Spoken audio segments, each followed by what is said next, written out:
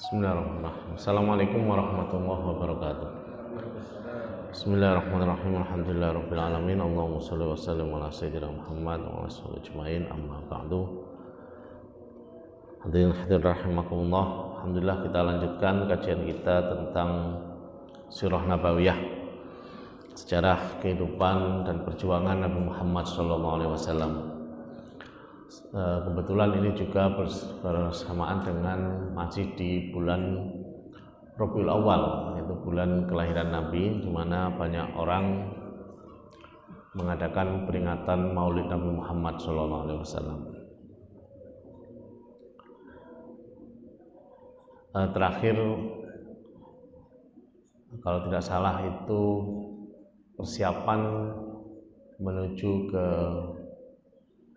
Fathu Makkah, yaitu penaklukan kota Mekah, yang dimulai dari pelanggaran perjanjian Hudaybiyah, yakni penyerangan dari Bani Bakar ke suku Khuza'ah, yang kemudian mereka mengadu kepada Rasulullah SAW. Karena di dalam serangan itu terlibat tokoh-tokoh Quraisy, seperti Sofwan dan juga ada Ikrimah. Ikrimah itu anaknya Abu Jahal, Ikrimah bin Abu Jahal. Yang orang-orang ini nanti pada akhirnya juga masuk Islam gitu. Tapi ini mereka menjadi pemicu penaklukan ini karena ada pelanggaran perjanjian Hudaybiyah. Nah, setelah sadar tentang situasinya, orang Mekah kemudian mengirim Abu Sufyan, karena Abu Sufyan memang pemimpin Mekah waktu itu, untuk berunding dengan Nabi Muhammad SAW dan memperbaharui perjanjian. Tetapi upaya Abu Sufyan untuk bertemu Nabi itu tidak berhasil, karena Nabi tidak berkenan untuk menemui Abu Sufyan. Bahkan kemudian Abu Sufyan itu, karena dia tidak berani balik ke Mekah, masih berusaha untuk mencegah terjadinya penyerangan ke kota Mekah. Jadi dia tidak balik-balik, dia malah mengikuti pergerakan dari rombongan pasukan ini, rombongan pasukan. Tapi kemudian atas saran dari Ali, dia kemudian pulang ke Mekah. Nah, tetapi sebagai pemimpin yang bertanggung jawab, Abu Sufyan ini ketika pasukan Islam datang, dia adalah juga orang yang pertama kali menyambut pasukan ini. Nah, kira-kira ini, kalau ini ada beberapa riwayat, pada tanggal berapakah pasukan itu berangkat? Apakah tanggal 8, 9, 10, 11 atau 12 Ramadan? Yang jelas berangkatnya pada bulan Ramadan tahun 8 Hijriah. Dan pasukan ini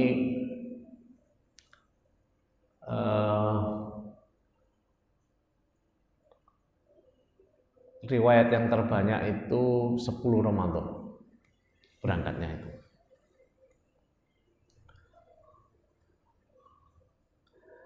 Dan hampir semua ikut. Hampir semua orang Madinah yang bisa berperang itu ikut berangkat. Jadi bisa kita bayangkan rombongan itu sangat besar gitu,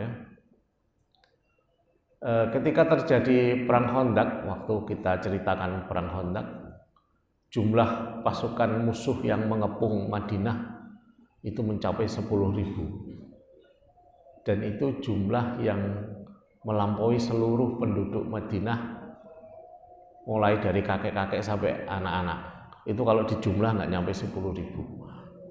Pengepungnya ini 10.000. Nah, ketika rombongan ini berangkat semua, tentu jumlahnya juga tidak sampai 10.000. Tetapi ketika sampai Mekah, jumlahnya itu membengkak, jadi mencapai 10.000. Karena suku-suku di sekitar Madinah itu kemudian ikut. Jadi kabilah-kabilah suku-suku yang di sekitar Madinah itu kemudian ikut dalam rombongan pasukan ini.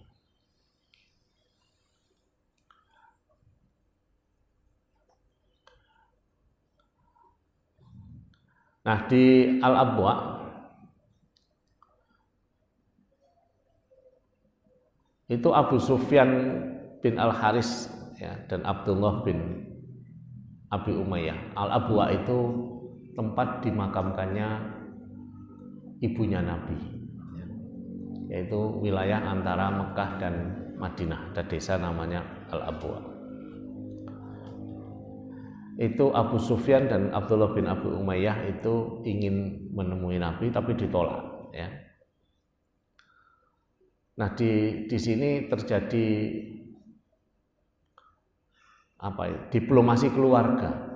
Diplomasi keluarga. Mengapa dikatakan diplomasi keluarga? Kebetulan istri yang diajak oleh Nabi SAW itu ada dua. Salah satunya adalah Ummu Salamah. Nah, Ummu Salamah ini, dia itu Ummu Salamah, nama aslinya Hindun. Jadi kalau di Hindun bin Abi Umayyah. Sementara yang datang tadi adalah Abdullah bin Abi Umayyah. Berarti Abdullah ini masih saudara kandungnya Hindun ini, Ummu Salamah. Dan Ummu Salamah ini salah satu istri Nabi yang paling cantik ya, selain Zainab binti Jahas. Nah, selain itu Abu Sufyan sendiri itu masih berfamili dengan Nabi, karena Abu Sufyan ini Abu Sufyan bin Al-Haris ya. Jadi ada Abu Sufyan, ada dua loh ya. Ada Abu Sufyan bin Harb, ada Abu Sufyan bin Al-Haris. Nah, yang ini Abu Sufyan bin Al-Haris ini masih sepupunya Nabi, karena dia anaknya Al-Haris. Al-Haris itu anaknya Abdul Muthalib yang paling tua. Jadi kakaknya Abdullah, kakaknya Abu Thalib.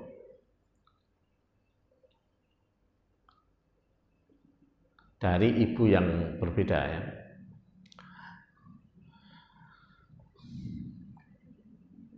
Nah, jadi di sini diplomasi keluarga. Mengapa diplomasi keluarga? Karena Ummu Salamah kemudian meminta kepada Nabi agar itu kan masih sepupumu, itu kan masih iparmu, itu kan ipar ya. Kalau saudara istri kan ipar namanya. Abdullah bin Abi Umayyah itu kan iparnya Nabi. Jangan sampai sepupu dan iparmu ini menjadi orang yang paling buruk hubungannya dengan. Nah, itu kata-kata dari Ummu Salamah ya, karena wajar dia perempuan ya, dan itu adalah saudara laki-lakinya. Tetapi Nabi tetap kukuh tidak mau menerima. Tidak gitu, kata-kata mereka jelek kepada kami selama ini, dan aku tidak butuh dua orang itu, kata Nabi. Aku tidak butuh dua orang itu. Wah, ini kalau urusan agama Nabi itu tegas sekali ya. Akhirnya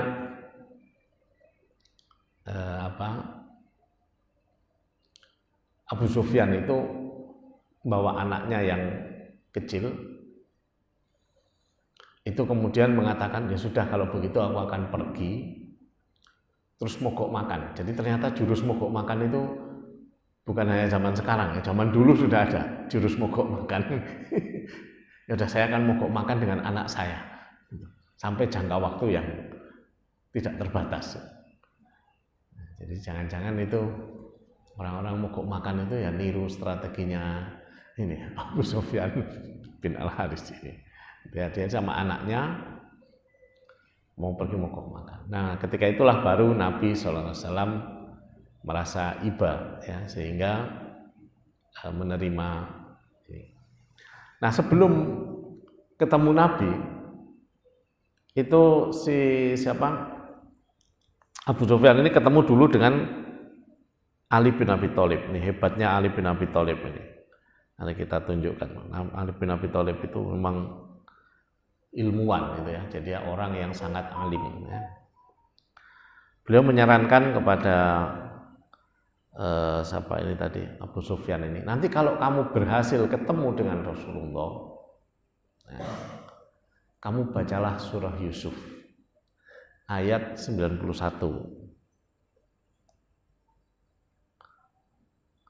Nah, saya tunjukkan surah Yusuf ayat 91. Ini yang disuruh oleh Ali untuk dibacakan si Abu Sufyan ini kalau ketemu Nabi.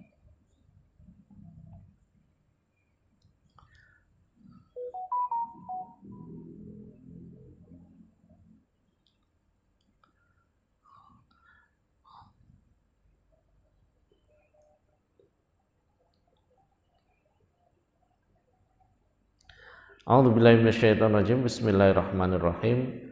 Qalu tallahi laqad atharaqallahu alaina wa in kunna la khotiin. Ya. Jadi ini ayat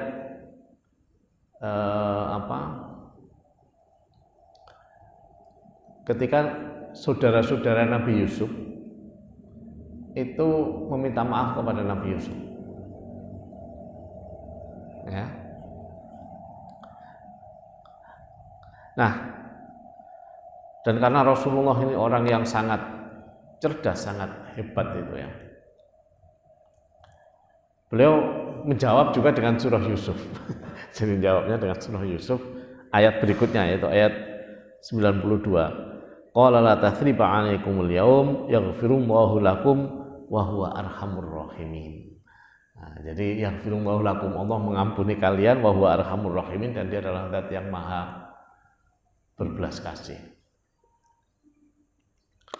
Nah, Anda bisa lihat di sini ada beberapa hal yang bisa kita lihat. Pertama, Ali bin Abi Thalib ini ternyata orang yang sangat istimewa, ya.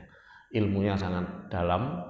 Kemudian juga dia mengetahui apa yang ayat Quran mana yang bisa dipakai untuk melunakkan hati Rasulullah SAW. Mengapa harus pakai ayat itu? Ayat itu kan menggambarkan bahwa Nabi Yusuf itu dia disakiti kayak gitu. Nabi Yusuf ini orang mau dilempar ke sumur, dibiarkan supaya mati, itu dikhianati kayak gitu. Itu masih bisa berbuat baik dan menerima kepada saudara-saudaranya. Tentu Rasulullah nggak mau kalah dengan Nabi Yusuf itu. Tentu Rasulullah nggak mau kalah dengan Nabi Yusuf. Masa Yusuf bisa begitu, saya nggak bisa gitu gambarnya. Nah, ini analisisnya Ali bin Abi Thalib luar biasa. Kemudian yang kedua, Ali bin Abi Thalib itu tahu betul bahwa orang-orang ini akan berhasil ketemu Nabi. Nah, ini menunjukkan dia orang yang punya apa istilahnya ya, makrifat ya, Ali bin Abi Thalib. Nah, kemudian dialog ayat itu juga menunjukkan bagaimana Islam ini selalu punya solusi, ya. Al-Quran selalu punya solusi. Nah, namun walaupun mereka sudah ketemu ya dan berdialog, tetapi pasukan ini tetap berangkat ya. Akhirnya si dua orang itu kemudian masuk Islam ya, si Abdullah bin Abi Umayyah dan Abu Sufyan ini tadi yang itu. Nah,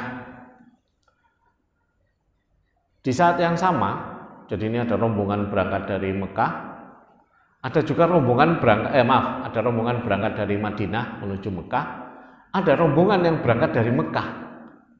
Dan ini rombongan hijrah yang paling akhir. Nah, siapakah yang hijrah ini? Yang hijrah ini ada 3 orang. Ya. Yang pertama adalah Al-Abbas bin Abdul Muthalib. Kemudian istrinya Ummu Fadl. Kemudian anaknya, ya. Nah, anaknya adalah Abdullah ibnu Abbas. Jadi ini rombongan yang belakangan. Sehingga ada perdebatan di kalangan para ulama, Abbas bin Abdul Muthalib itu kapan dia masuk Islam? Apakah ketika selama di Mekah dia sudah Muslim? Atau di tahun 8 Hijriah itu ketika dia mau hijrah itu baru dia Muslim? Nah, riwayat yang paling kuat mengatakan bahwa Al-Abbas itu sudah Muslim walaupun dia mukim di Mekah. Ya, karena ketika terjadi perang Badar itu Al-Abbas ini ada di rombongan pasukan kafir. Itu dia pesan Nabi kepada sahabat-sahabat waktu itu adalah ini orang-orang yang tidak boleh dibunuh maupun disakiti. Salah satunya adalah Al-Abbas bin Abdul Muthalib.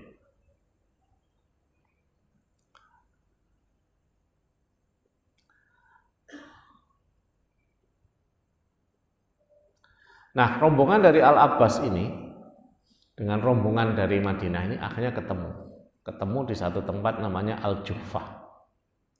Tentu saja Nabi SAW senang sekali bertemu dengan pamannya Al-Abbas, walaupun pamannya itu usianya lebih muda daripada Nabi. Ya.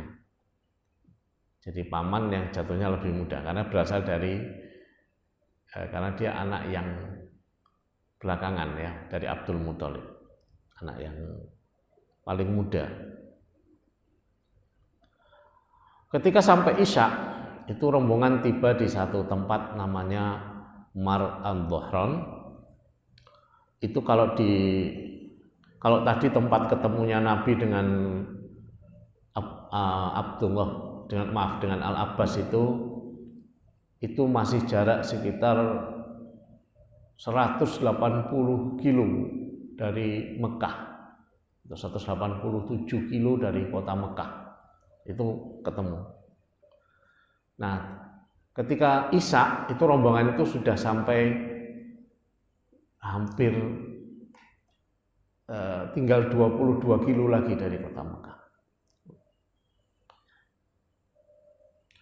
Nah, apakah pasukan ini sering berhenti? Jawabannya iya, mereka berhenti. Kenapa? Karena setiap maghrib mereka buka puasa di Ramadan.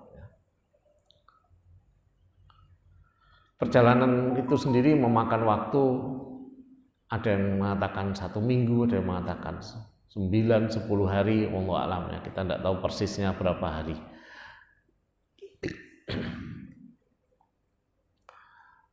Ketika sampai di Isya itu, sampai di Mar al-Dhahran itu, jumlah pasukan yang gabung itu sudah sampai sekitar 10.000 orang.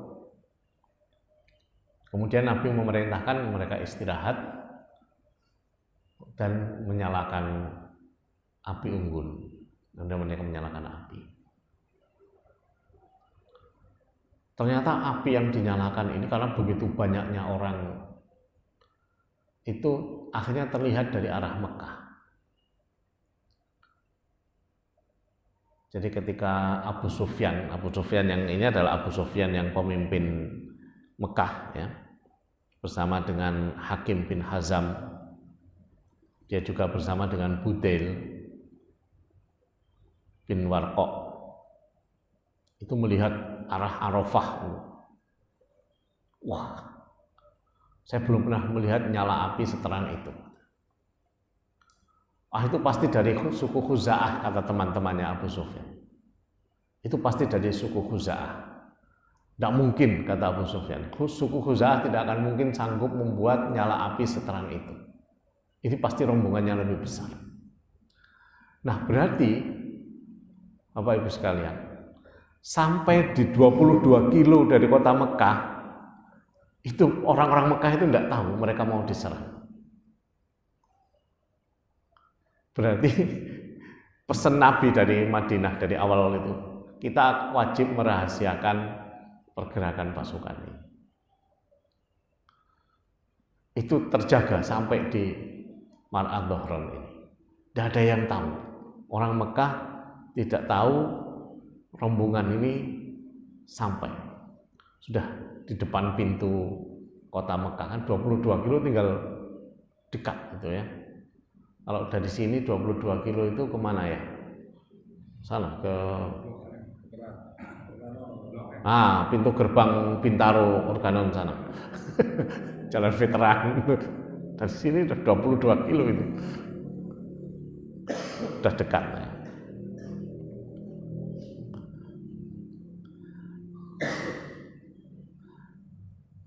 Nah,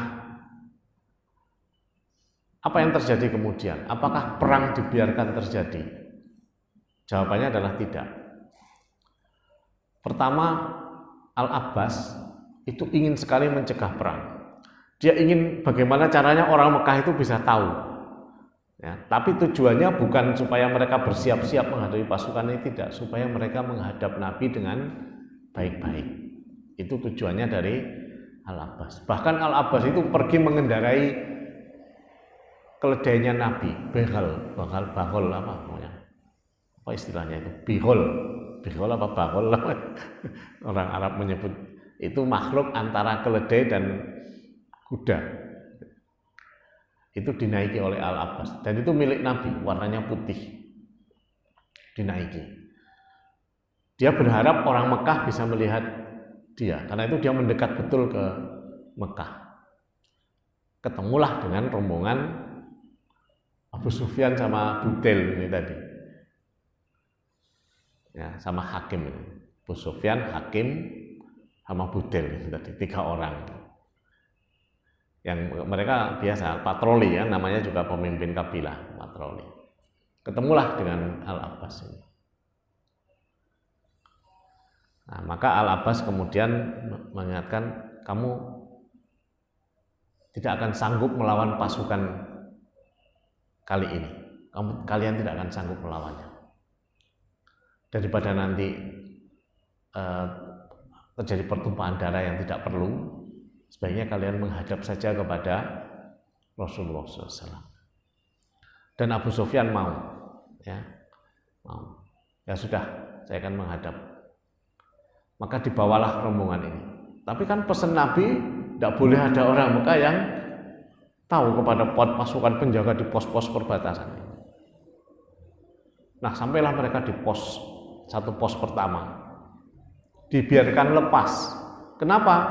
Karena yang dilihat adalah Al-Abbas bawa keledainya Nabi. Bawa beholnya Nabi. Wah, ini orang dalam lah, Ordal ini. Nah, ini ya dah, kita lepas saja. Ini jelas-jelas pamannya Nabi. Masuk pos berikutnya, masih dilepas. Sampai di satu pos ketemu Umar bin Khattab. Umar bin Khattab kan orangnya tahu sendiri kayak apa gitu kan.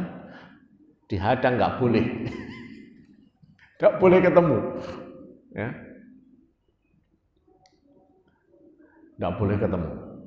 Siapa ini? Ini pemimpin Mekah ini. Kita tangkap ini sekarang, kata Umar.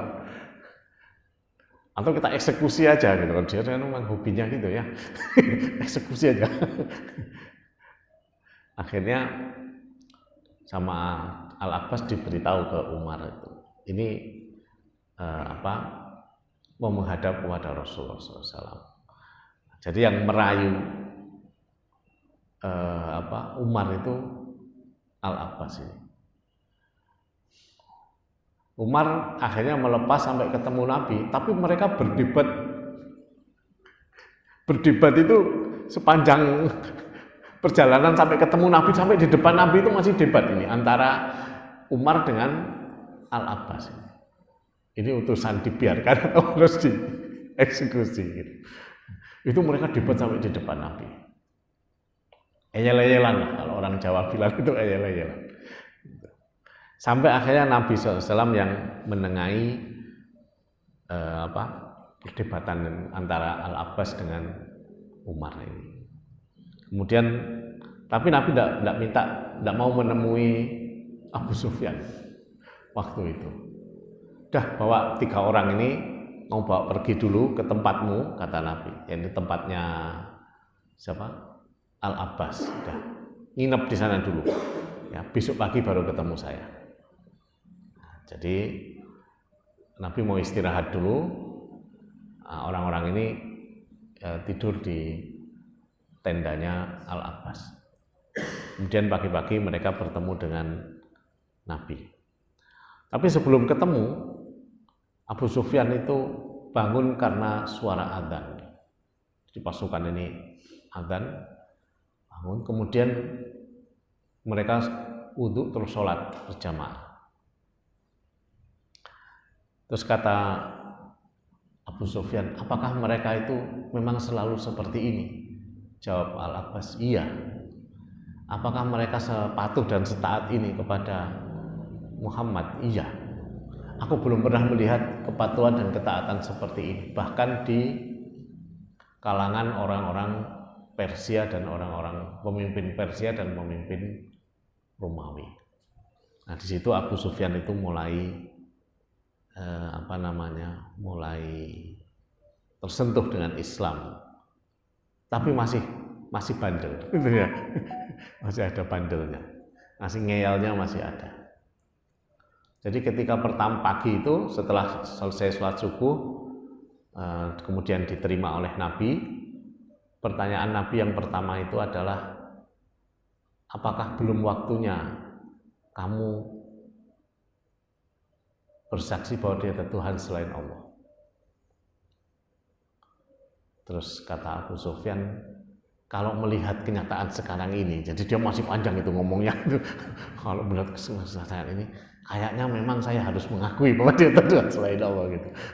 Jadi dia itu masih ngeyelnya masih ada. Terus, apakah belum waktunya kamu bersaksi bahwa aku adalah utusan Allah? Kalau yang ini masalah ini, katanya. Abu Sufyan itu masih ngeyel gitu. Sampai dipukul sama Al-Abbas itu. Sudahlah kamu itu, ini sudah saat kritis begini kamu masih ngeyel aja. Akhirnya terus dia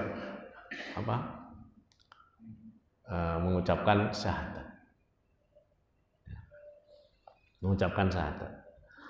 Nah, kemudian karena Abu Sufyan sudah mengucapkan syahadat, maka Nabi SAW kemudian memberi pesan, mengumumkan, nanti kamu umumkan ke kaummu, siapa yang memasuki rumah Abu Sufyan, dia aman. Siapa yang tinggal tetap di rumahnya dan menutup pintu, dia juga aman. Artinya tidak mengangkat senjata. Siapa yang dia berlindung di Masjidil Haram, dia juga akan aman. Nah, maka kemudian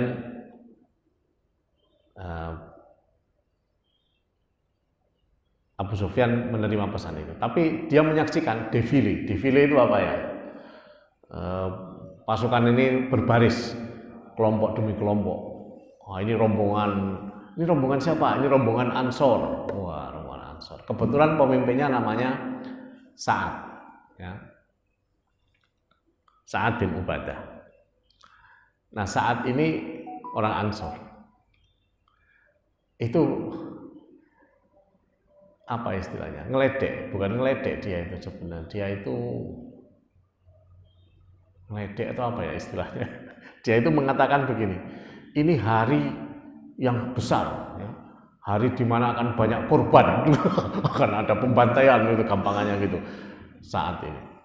Nah, ini adalah hari di mana kita akan memuliakan Ka'bah, Ka'bah akan dibebaskan. Nah, gitu bahasanya provokatif lah bahasanya si saat ini.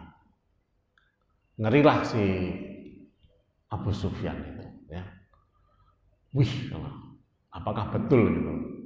Sehingga beliau menghadap kepada Nabi SAW. Itu kenapa itu saat itu kok ngomongnya begitu? Sa'ad bin Ubadah ini ngomong, dia itu komandan pasukan Ansor. Kenapa Sa'ad itu ngomongnya begitu? Terus jawab Nabi, enggak, Sa'ad itu keliru. Yang dimaksud enggak begitu. Yang dimaksud adalah hari ini adalah hari keagungan Ka'bah. Hari ini hari Ka'bah diberi selubung, diberi kiswah, diselubungi. Itu kayaknya maksudnya, kata Nabi. Nah, supaya tidak menimbulkan gejolak, akhirnya saat itu dicopot oleh Nabi dari komandan pasukan Ansor. Nah, supaya tidak bergejolak juga di kalangan pasukan Ansor itu, penggantinya adalah Qais. Qais ini siapa? Qais ini anaknya Sa'ad. Nah, jadi saat itu dicopot, tapi dia diberi kebanggaan, yaitu anaknya yang diangkat jadi komandan. Jadi dia tidak protes. Ini politik ini. Zaman sekarang juga penting begitu, politik itu ya. Ya. Kalau perlu anaknya dinaikkan, gitu kan? Kalau enggak nanti repot. Tapi itu politik itu memang begitu, ya. Politik itu memang begitu. Ya. Dan itu membuat pasukan ini tenang dari dua sisi, ya. Dari sisi Abu Sufyan menjadi tenang, dari sisi pasukan Ansor juga tidak ada gejolak. Nah, ini bijaksananya Nabi Muhammad SAW.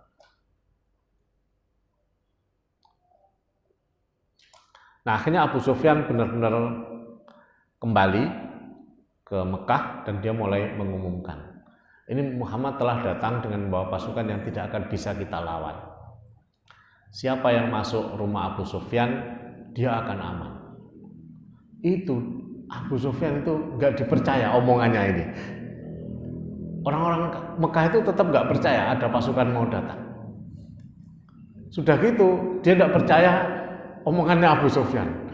Jawaban mereka itu sengak juga. Emang apa yang bisa dilakukan rumahmu? Emang apa yang dilakukan rumahmu? Bukan hanya orang-orang, istrinya sendiri, istrinya namanya Hindun bin Utbah. Kalau tadi Hindun binti Abi Umayyah itu istrinya Rasulullah SAW. Nah, kalau ini Hindun bin Utbah itu istrinya Abu Sufyan. Jadi ada banyak nama Hindun, ya.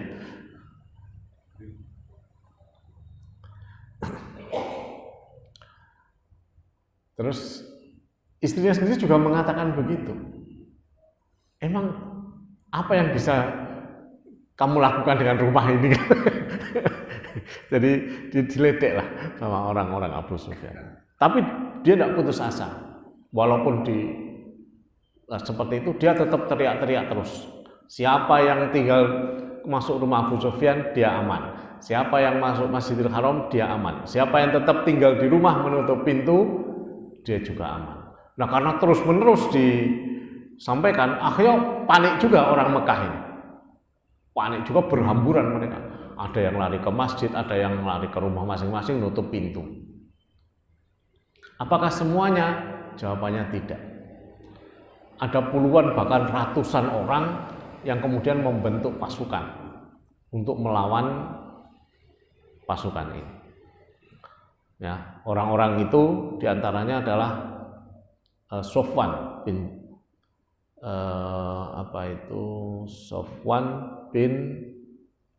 Umayyah. Sofwan bin Umayyah yang tadi terlibat dalam peristiwa penyerangan yang dipimpin Bani Bakar itu, ya. Sofwan bin Umayyah, kemudian ada Ikrimah bin Abu Jahal. ya, anaknya Abu Jahal. Kemudian Suhel, ya, kalau bapak-bapak masih ingat, Suhel ini adalah orang yang diplomat yang menandatangani perjanjian Hudaybiyah dengan Nabi. Itu Suhel, itu diplomatnya orang Arab. Nah, ini membentuk pasukan, terus naik ke atas bukit.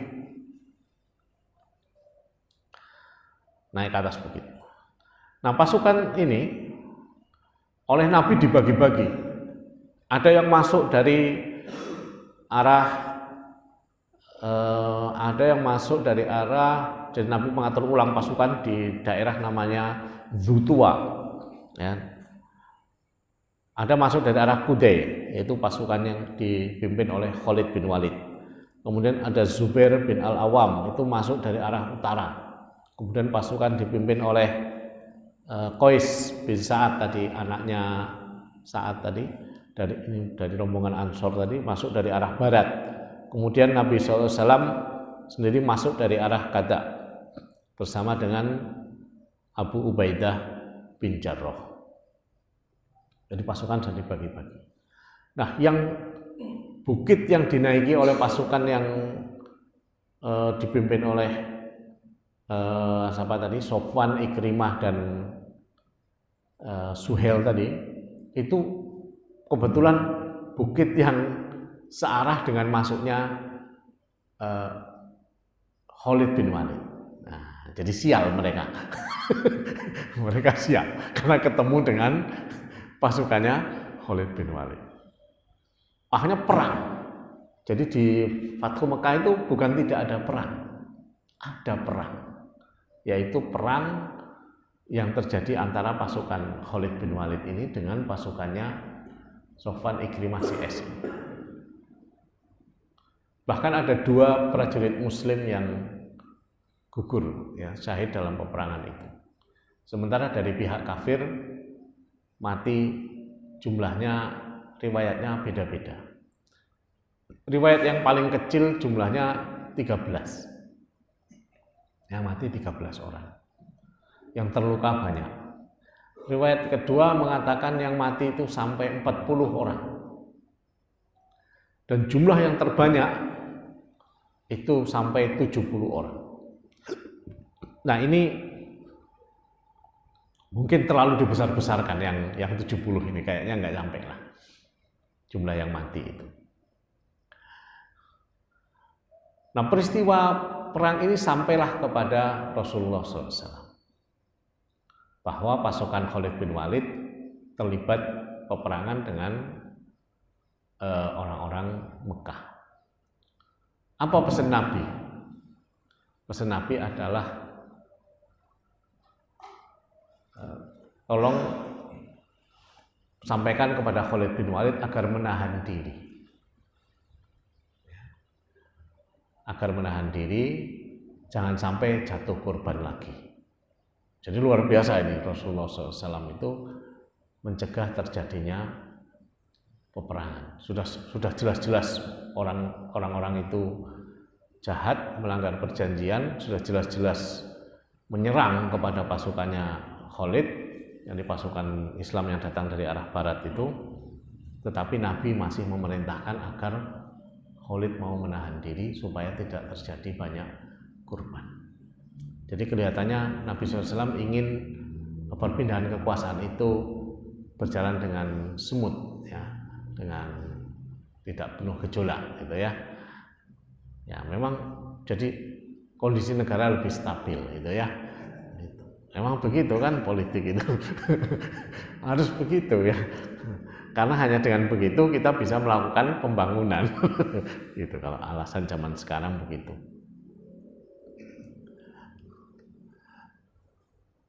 Maka pasukan ini tadi, Khalid kemudian berhenti menyerang dan pasukan kafir ini kocar-kacir sendiri. Nah, ada satu orang yang ceritanya agak unik ini. Dia itu pamitan ke istrinya. Ayo aku mau berangkat perang. Ngapain kamu berangkat perang? Nggak mungkin menang. Kamu nggak akan mungkin menang. Ah, kamu itu, kata suaminya, nanti kalau aku menang, aku bawakan kamu pembantu baru, katanya. Aku akan bawakan kamu budak perempuan, kata si suaminya, untuk bantu kamu, katanya.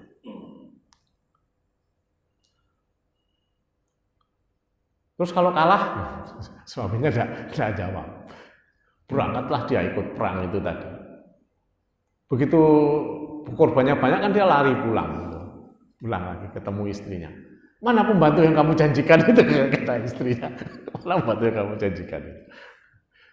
Ah, kamu itu, kalau kamu lihat perang itu kamu pasti tidak akan ngomong kayak gitu, katanya. Itu yang mati tuh, dari kita itu banyak, katanya.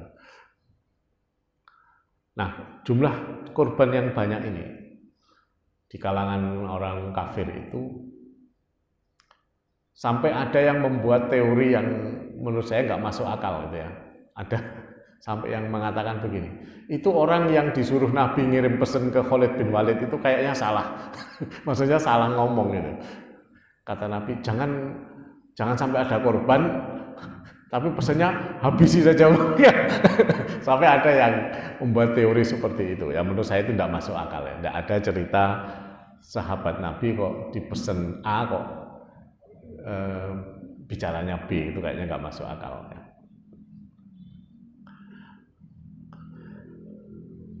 Nah, kemudian setelah itu barulah pasukan Islam itu benar-benar masuk Mekah, ya.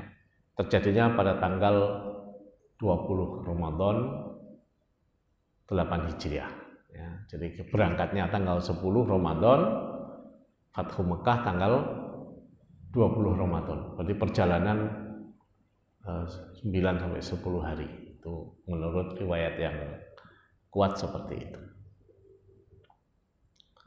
Nah, Nabi sendiri masuk kota Mekah itu dia bonceng Usamah.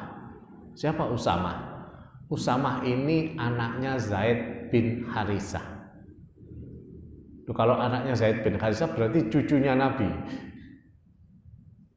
Karena Zaid bin Harisah ini anak angkatnya Nabi. Dan Usamah ini masih sangat muda berarti, yang masih belasan tahun.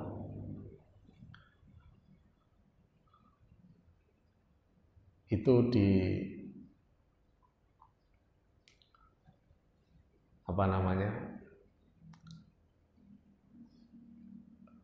ada beberapa riwayat juga tentang hal itu, ya. Tetapi Nabi sendiri itu digambarkan masuk Mekah itu dengan menundukkan kepala. Jadi dia tidak gini gitu, seperti orang yang menyombongkan diri gitu. Tapi beliau menunduk dan berzikir, ya. Jadi Nabi masuk kota Mekah itu sambil menunduk, sambil berzikir, bersyukur atas peristiwa penaklukan kota Mekah itu. Kemudian ngaji. Jadi Nabi itu ngaji. Yang dibaca adalah surah Al-Fath. Nah, sampai di satu tempat namanya Al-Hajun. Al-Hajun. Di situ Nabi berhenti. Saya ingin bikin kemah di sini. Wah, ini namanya pernyataan kemenangan.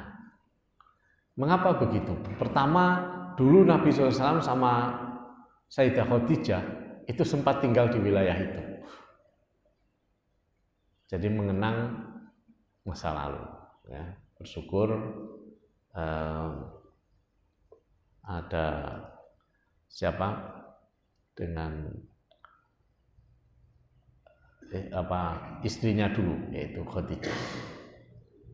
Dan itu diketahui oleh istri-istrinya karena dia bawa dua istri kan Nabi.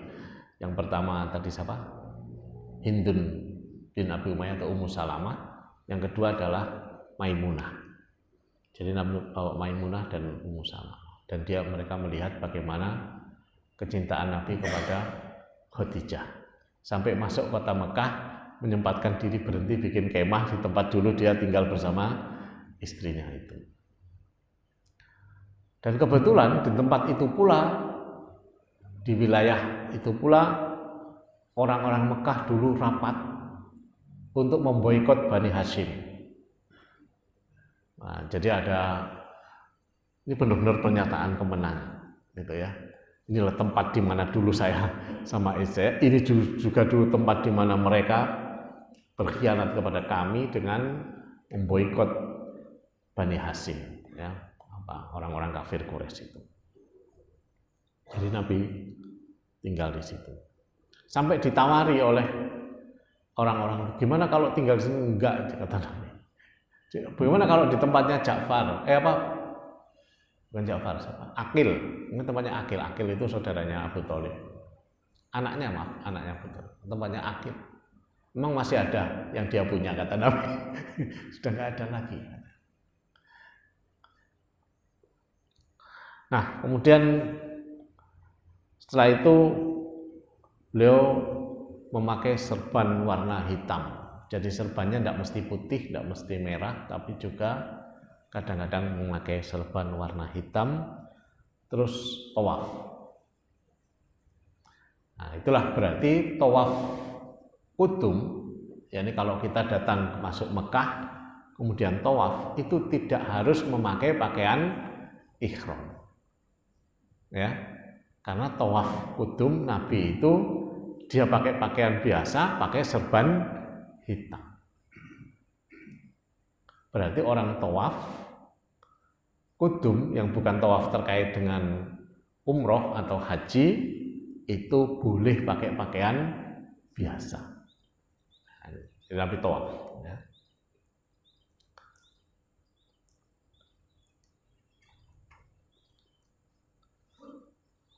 Dan tawafnya juga pakai kendaraan. Nah, berarti boleh tawaf pakai kendaraan, boleh. Nah, zaman sekarang disediain tuh. Cuman kalau masih muda ya malu ya, tawaf kok naik mobil.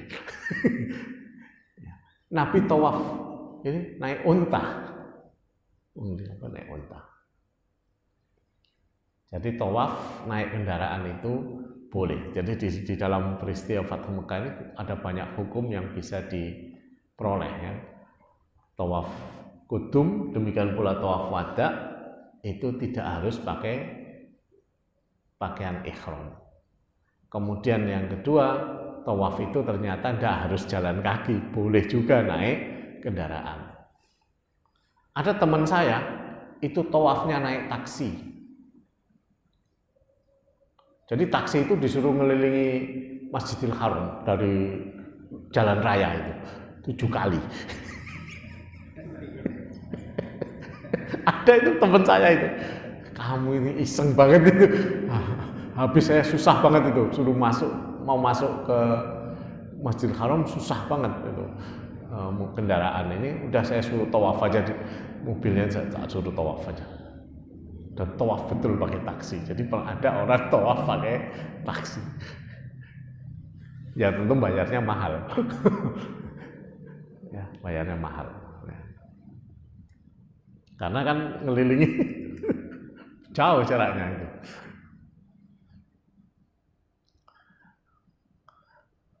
Nah setelah itu Nabi memberi isyarat. Jadi sepanjang tawaf Nabi hanya memberi isyarat kepada Hajar Aswad. Makanya kalau kita tawaf itu kita selalu memberi isyarat. Sudah sampai Hajar Aswad, ya Bismillahirrahmanirrahim, Allahu Akbar, itu kan biasanya gitu, ngasih isyarat. Nah Nabi itu juga gitu, hanya memberi isyarat kepada Hajar Aswad. Dan juga tidak menciumnya, tidak turun untuk menciumnya. Yang di Fathu Makkah ini. Sehingga ini membantah tuduhan-tuduhan orang kafir, orang-orang zaman sekarang ya, yang meledek, wah kalian itu memuja berhala, nah, itu memuja Hajar Aswad. Tidak, buktinya Nabi SAW di tawaf yang ini dia tidak turun untuk mencium Hajar Aswad. Ya, bahkan Umar bin Khattab itu mengatakan, jika tidak karena aku melihat Rasulullah menciummu, aku tidak akan menciummu, kata Umar. Kamu ini kan batu biasa saja, tidak memberi manfaat, tidak juga memberi mandorot. Nah, jadi artinya mencium Hajar Aswad itu bukan sesuatu yang harus, gitu ya. Sehingga perilaku orang zaman sekarang rebutan nyium Hajar Aswad sampai desak-desakan itu sebenarnya bukan hal yang dianjurkan. Tidak dianjurkan seperti itu, karena justru itu kan di situ ada saling menyakiti dan sebagainya, itu yang tidak dikehendaki sebenarnya. Apalagi sekarang jadi bisnis 100 real, kalau nggak dapat nggak usah dibayar. Wah, itu kan nanti ada yang jagain itu 100 real.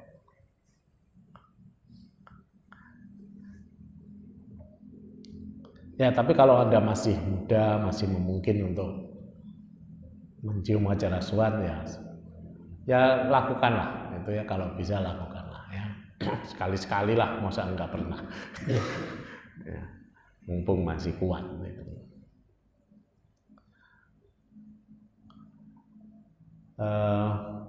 Tapi gini Bapak Ibu sekalian, perlu diperhatikan, orang kalau dia berikhram itu kan tidak boleh kena wangi-wangian.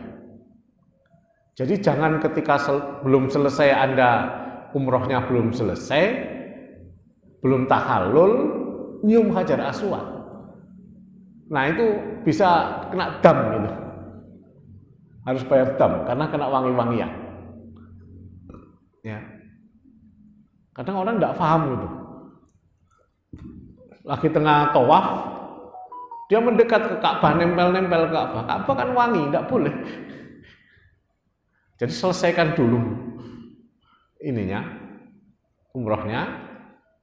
Anda sudah tahallul, baru ke sana kembali ke Ka'bah. Mau nempel di Multazam, mau nempel di Hajar Aswad, mau apa, silakan. Kalau tidak, Anda nanti kena wangi-wangian, kena dam nanti, harus bayar dam. Karena tidak boleh berwangi-wangi orang yang berikhram itu. Ya, kalau dia sudah niat, ya, nawaitul umrata wa akhramtu biha lillahi ta'ala. Ya, saya niat umroh dan saya berikhram karena itu sudah tidak boleh kena wangi-wangian.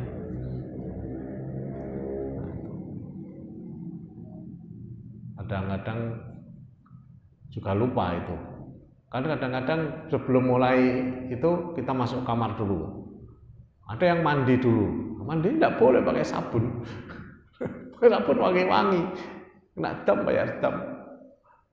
Atau buang air cucinya pakai sabun. Tidak boleh pakai sabun. Disiram aja sampai bersih.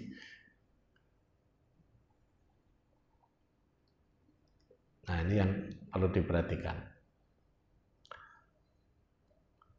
Kemudian Nabi SAW mulai menusuk patung-patung berhala yang ada di situ, menghancurkannya, ya, sampai berjatuhan. Ya. Kemudian beliau membaca surah Al-Isra ayat 81. Ya. Apa itu? Ja'al haqqu wa zahaqal batil, innal batila kana zahuqa. Nah, itu yang dibaca oleh Nabi SAW. Nah, setelah semua berhala dibersihkan, barulah Nabi itu masuk Ka'bah. Dia masuk Ka'bah bersama-sama dengan Usamah bin Zaid tadi, bersama dengan Bilal, bersama dengan Utsman bin Tolhah. Utsman bin Tolhah ini orang istimewa. Dia adalah pemegang kunci Ka'bah sampai keturunan-keturunannya. Jadi kunci Ka'bah itu sempat diminta oleh Ali bin Abi Thalib, sama Usamah dikasihkan, sama Nabi diambil kembali, dibalikin ke Usamah. Kamu adalah pemegang kunci Ka'bah sampai ke anak turunmu. Jadi ini pemegang kunci Ka'bah, Usamah bin Tolhah. Nah, demikian hadirin rahimakumullah. Bagaimanakah kemudian Nabi mengatur ghanimah dalam hal Fathu Makkah ini, kemudian pemerintahan diatur seperti apa dan sebagainya, nanti kita akan lanjutkan di pengajian berikutnya. Untuk hari ini silahkan kalau ada 1-2 pertanyaan. Monggo. Ya, Assalamualaikum, Ustaz. Ada pertanyaan. Sebentar. Itu yang masalah tawaf kudum. Kalau yang kita sekarang di pesawat ganti baju itu untuk tawaf kudum atau untuk umroh semuanya? Kan kita suruh pesawat ganti baju pakai ihram. Ya.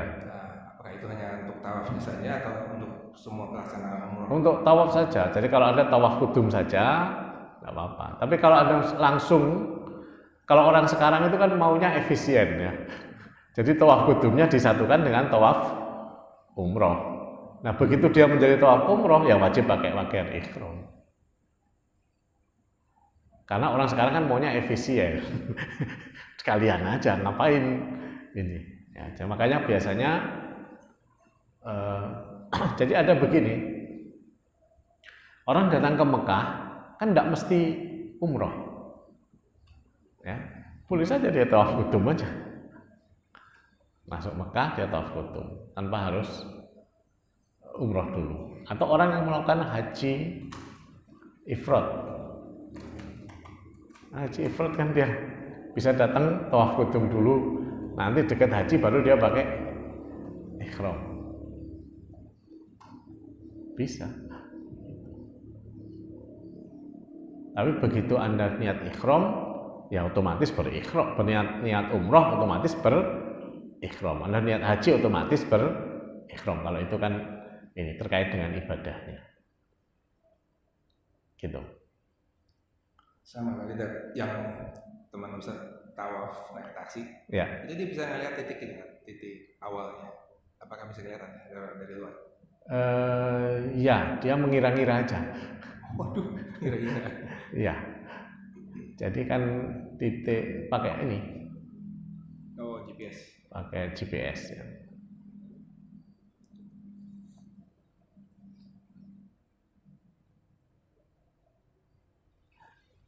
Silakan, monggo. Yang lain?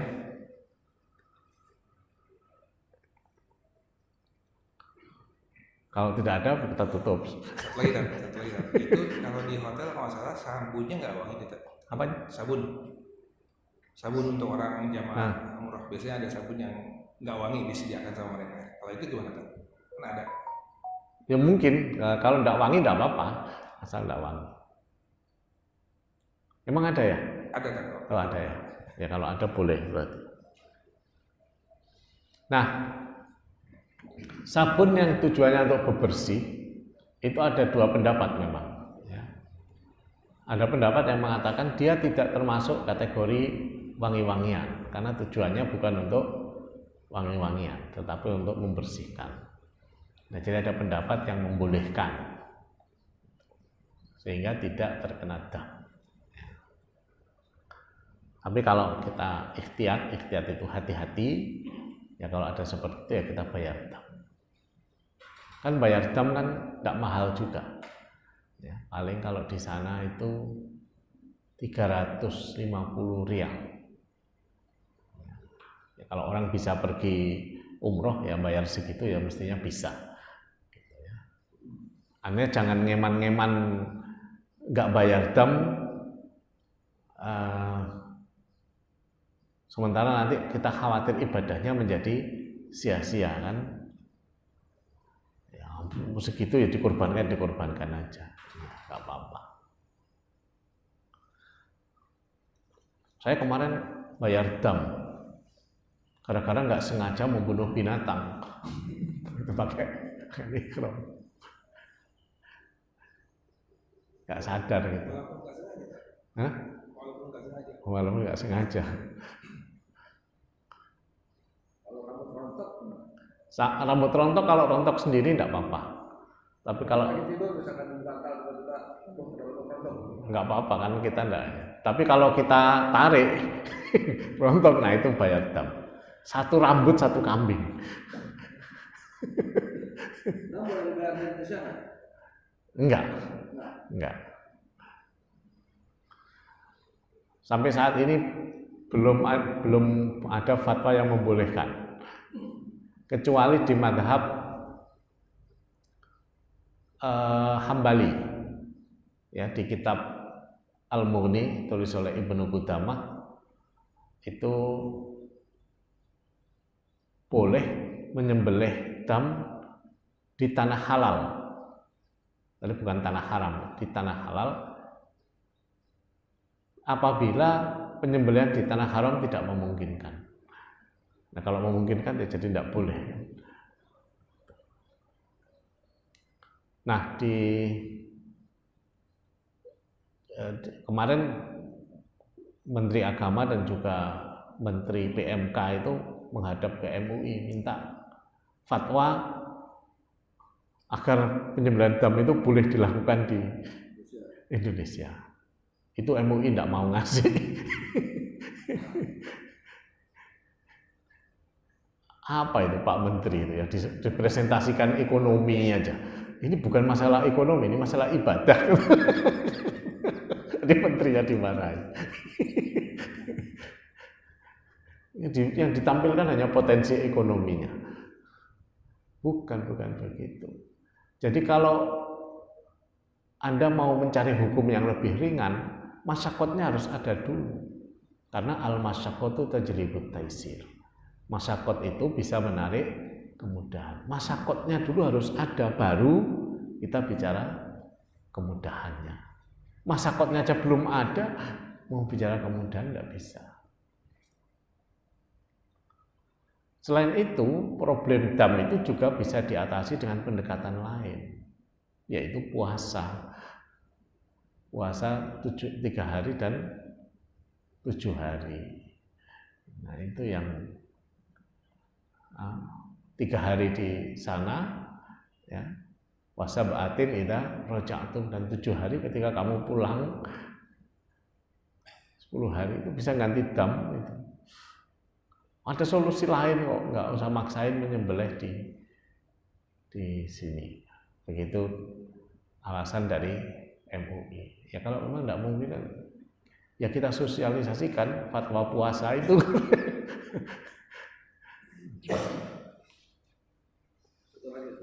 Ya. Kalau tadi disebutkan ada Abu Sufyan. Tadi disebutkan ada Abu Sufyan. Apakah orang sama dengan Abu Sufyan bin Muawiyah? Ya, Abu Sufyan yang pemimpin Mekah itu adalah Abu Sufyan bapaknya Muawiyah. Nah, jadi memang Abu Sufyan ini sekaligus dia adalah mertua Nabi. Ya, jadi Muawiyah itu iparnya Nabi. Muawiyah bin Abu Sufyan itu iparnya. Itulah mengapa kita tidak mau terlibat di dalam polemik antara Ali dan Muawiyah. Karena level mereka itu terlalu tinggi untuk kita. Ya, Ali itu sepupunya Nabi juga menantunya Nabi, Muawiyah itu iparnya Nabi, juga penulis wahyu. Jadi levelnya itu kita terlalu jauh untuk menilai mereka, ya. Jadi mereka itu tingkat keimanannya jauh di atas kita. Bahwa nanti mereka ada yang berseteru di antara mereka itu tidak dianu kita, ya. Kita tidak kalau kata siapa, Imam Ahmad bin Hanbal itu, kita tidak menilai perselisihan di kalangan para sahabat.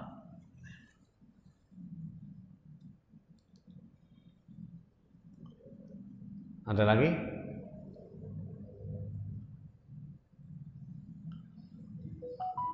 Baik, kalau tidak ada bisa kita cukupkan sampai di sini. Mari kita tutup dengan doa. A'udzubillahi minasyaitonirrajim. Bismillahirrahmanirrahim. Alhamdulillahirabbil alamin. Hamdan masdar rabbana lakal hamdu kama yanbaghi li jalali wajhikal karim wa 'azimi sultanik. Allahumma shalli wa sallim ala sayyidina Muhammad wa ala sahbihi wa sallam. Allahumma iftah qulubana futuhal 'arifin. Allahumma zidna ilman nafi'a wa amalan mutaqabbala wa rizqan halalan wasi'an mubarakan thayyiban. Allahumma arzuqna fahman nabiyyin wa hifdzal mursalin wa ilhamal malaikatil muqarrabin wa inna bil ilmi wa zayyina bil hilmi wa jammilna bit taqwa akribus sama al afiyah bi rahmatika ya arhamar rahimin. فهمنا سليمان كلا آتينا حكما وعلما وسخرنا مع داود الجبال يسبحن والطير وكنا فاعلين يا حي يا قيوم يا رب موسى وهارون ويا رب إبراهيم يا رب محمد صلى الله عليه وسلم أكرمنا بالفهم وارزقنا العلم والحكمة والعقل يا حق محمد صلى الله عليه وسلم وآله وصحبه برحمتك يا أرحم الراحمين ربنا آتنا في الدنيا حسنة وفي الآخرة حسنة وقنا عذاب النار وصلى الله على سيدنا محمد وعلى صحبه وسلم الحمد لله رب العالمين. Wassalamualaikum warahmatullahi wabarakatuh.